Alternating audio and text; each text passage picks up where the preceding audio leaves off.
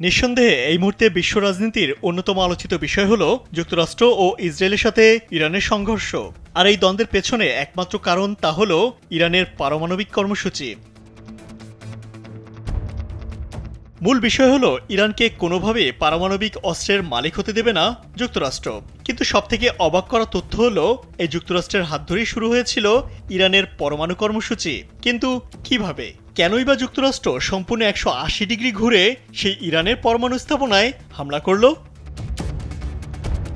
1955 সালে যুক্তরাষ্ট্র একটি কর্মসূচি হাতে নেয়, যার উদ্দেশ্য উন্নয়নশীল দেশগুলোর কাছে সীমিত পরিমাণ বিভাজনযোগ্য পদার্থ রপ্তানির অনুমতি দেয়া এবং পারমাণবিক চুল্লি নির্মাণে সহায়তা করা।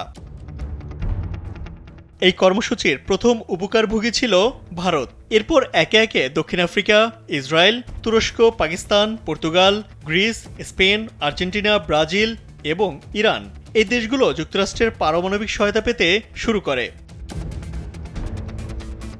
1957 সালের 5ই মার্চ যুক্তরাষ্ট্র ও ইরানের মধ্যে একটি পারমাণবিক সহযোগিতা চুক্তি স্বাক্ষরিত হয়।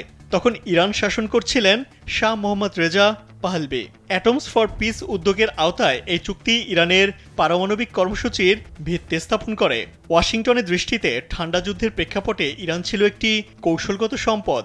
তৎকালীন সংরক্ষিত নথিপত্র অনুযায়ী নিরপেক্ষ অবস্থানে থাকা ইরানকে সোভিয়েত ইউনিয়নের বিরুদ্ধে প্রতিরোধ কৌশলের মূল ভিত্তি হিসেবে দেখা হতো এবং অ্যাটমস ফর পিস কর্মসূচি ইরানকে পশ্চিমা জোটের প্রতি অনুগত রাখার একটি উপায়ও ছিল। 1967 সালে যুক্তরাষ্ট্র তেহরানকে একটি 5 মেগাওয়াট ক্ষমতাসম্পন্ন পারমাণবিক গবেষণা চুল্লি সরবরাহ করে, যার সঙ্গে দেওয়া হয় উচ্চমাত্রায় সমৃদ্ধ ইউরেনিয়াম, যা চুল্লিটি চালাতে প্রয়োজন ছিল। 3 বছর পর অর্থাৎ 1970 সালে ইরান পারমাণবিক অস্ত্র বিস্তার রোধ চুক্তি অনুমোদন করে। এই চুক্তির মাধ্যমে ইরান প্রতিশ্রুতি দেয় যে তারা পারমাণবিক অস্ত্র অর্জন বা উন্নয়নের চেষ্টা করবে না।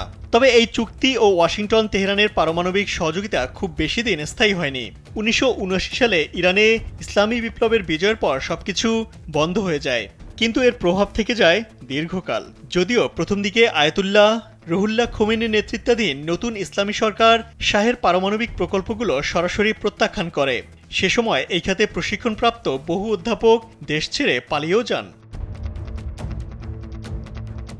তবে সময়ের সঙ্গে সঙ্গে ইসলামী বিপ্লবের নেতৃত্ব বুঝতে পারে পারমাণবিক প্রযুক্তির কৌশলগত গুরুত্ব।